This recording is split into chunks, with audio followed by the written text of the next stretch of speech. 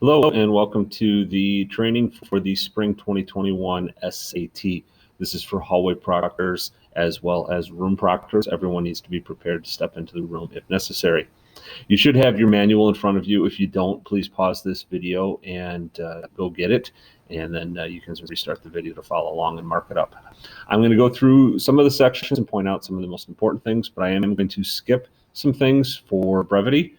But please make sure that you do read the entire manual and familiarize yourself with it. As we go through the manual, as we've done in the past, you'll see that it's marked up and some information is listed there to help you.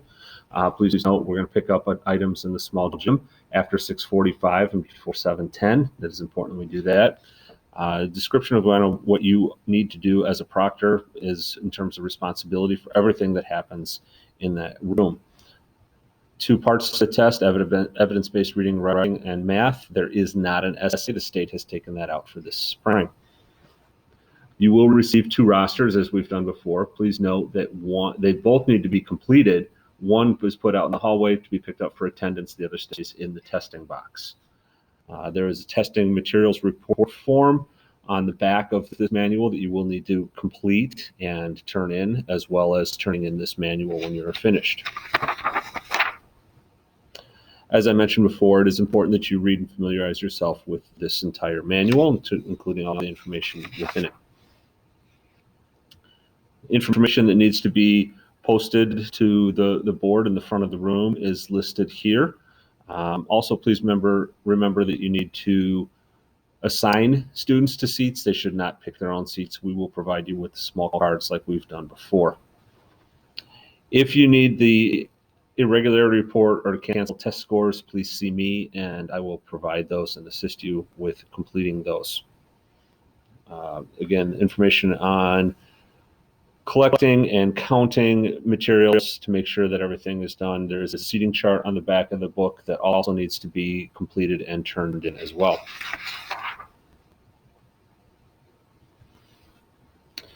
As we've done in the past, please do not admit any students who are not on your roster. If a student comes to your room and they want to come in, they're not on your roster, send them to the main office and we will find where they need to go.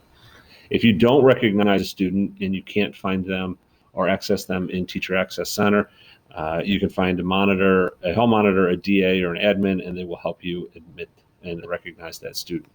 Any students who are in your room on both rosters should be marked P with present, A for absent. We will be collecting cell phones just like we did in the fall. We'll provide you with baggies to put the phones in along with their ID. That way you can keep them secure at the front of the room and return them safely after testing is concluded. Also, as in the fall, snacks are not allowed to be eaten in the room. If students do bring them, they should put them under their desk during testing and only access them by going outside of the door they entered to where they can take off their mask. During the exam, you're going to monitor and time the test. You're going to make sure everything is posted. You're going to walk around. You're going to make sure that students don't access their phones or their bags. If they do need to use the restroom, they should only go one at a time. You're going to follow the scripts exactly as they're written. Again, make sure everything is safe and secure during the testing time. Again, more information on what you need to do in terms of monitoring students, preventing copying and cheating, and reporting any types of irregularities. Again, if you have a question, if you think something may be an irregularity, there is a chart in the back of this manual, and you can also contact me, Dave Norman, and we will help you making that determination. Regarding cell phones, it does say here that if the student is in possession of a cell phone, they're going to be dismissed and you're going to confiscate and inspect the phone. We suggest you do not inspect the phone, rather take the device and call an admin for help, and we will help you with the inspection of it. Something we've noticed in the past that you need to be aware of is to watch for students that have Bluetooth devices, such as wireless earbuds or headphones, also smartwatches. These things should be put away and turned off during the exams. Students may want to use highlighters or scratch paper. These are also prohibited. This describes a little bit more in terms of option 1 and collecting the phones like we've done before, and we will do again. If you have a student who has a medical device such as an EpiPen, you will be notified by Dave Norman if this applies to a student in your room.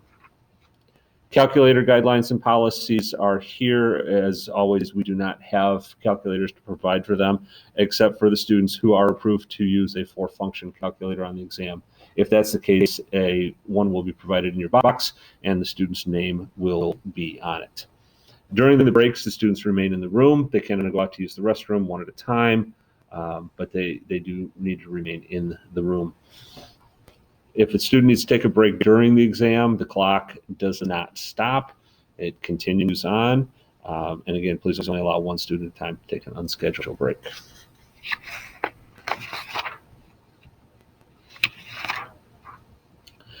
This is where the script begins. As always, you're going to read the information in the shaded boxes, and you will read it word for word.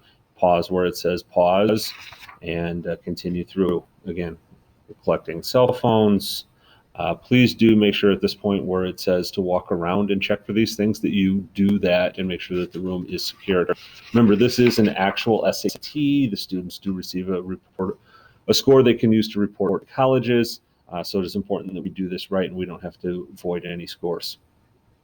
All right. Answer sheets that you will receive are pre-labeled, so make sure that they are distributed to the correct students. Even though they're pre-labeled, we do still have to fill in these fields. So all of these fields are required. So you will continue through the sections that are not crossed off. This is important here for field 5. It asks for the state ID number. Please make sure that the students complete that. That state ID number is listed on the label, so they'll just transfer it from the label to this section. It's not their school ID. So it's important that you walk around and make sure that they have done this correctly and have it done. This is going to be very important when it comes to score reporting and getting the scores back in their account and in the school account and matching everything up. So please make sure they do that correctly. You're going to distribute test books here where it tells you to. Just as a reminder, again, there's no essay on this. So if we missed any spots where it refers to essay, you can cross those off. Another section that is important is right here, the test information, the form code, the test ID, and the test book serial number.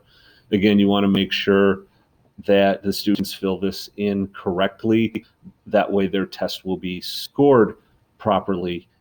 We don't want to jeopardize their scores. As you go through the test, when you get into the actual timed part, again, there's spots where you need to record start and stop time within the sections. The spots where you walk around, you're going to ensure that they signed the certification statement. That is also important for them to have done. Again, continuing through the exam. After the exam's over, there's a lot more scratch outs because this is the section where the essay instructions are. So we've had to scratch those out. We've removed some pages to make it a little bit easier after this. But it does talk about collecting the test books at this point, and you're going to collect them in the order they were distributed. Please keep them in serial number order. That is important for our return and of those materials. After the test, there are some more sections that they need to answer. They are not going to answer all of the pre-administration sections like we have done in the past because of parent permission on these. We don't have parent permission to do all these. So they're only going to answer and complete the sections that are shaded here. So fields 10 through 14, field 15 is the score reporting code. So give them time to use the student answer sheet instructions. We always suggest with this that they do send their scores. It's not going to hurt to send a score to a college. If they get a better score later on, they send the better score. Schools will always look at the best score. They're trying to help the students get in, not trying to keep them from getting in. So again, here, these are the fields I said that they will skip. So 16, 17 through 39. So that they're not going to complete those.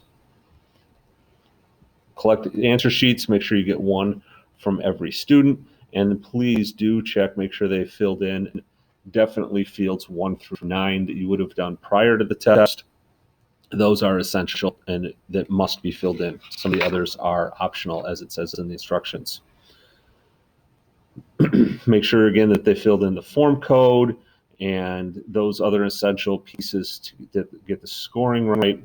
Make sure you've got everything properly collected. Verify that you've got the right amount. You can return their items. Please do not dismiss students until 11:40. You should have more than enough time within the room to complete all of this. Buses will not leave until 12 o'clock at the earliest. We'll hold them until we know that all of the students in standard rooms have dismissed, and there will be separate buses for students in accommodated rooms. After the students leave, you're going to complete the information on the back page of this manual I'll show you in a minute.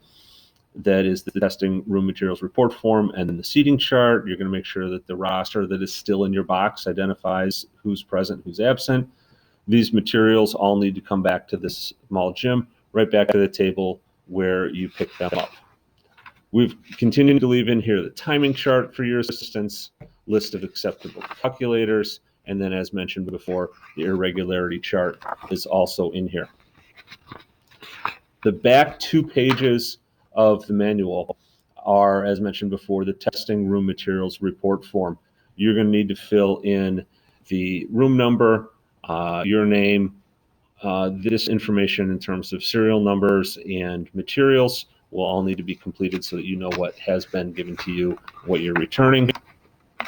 And then distribution of test materials. This is how you're going to record where all the students sat and where those serial numbers were. Thank you for your assistance with all of this. It's greatly appreciated. We couldn't do it without you. If you have any questions prior to the test, please be sure to see myself or Dave Norman. And now that you've completed this, please make sure you complete the test proctor training completion form that has also been emailed to you.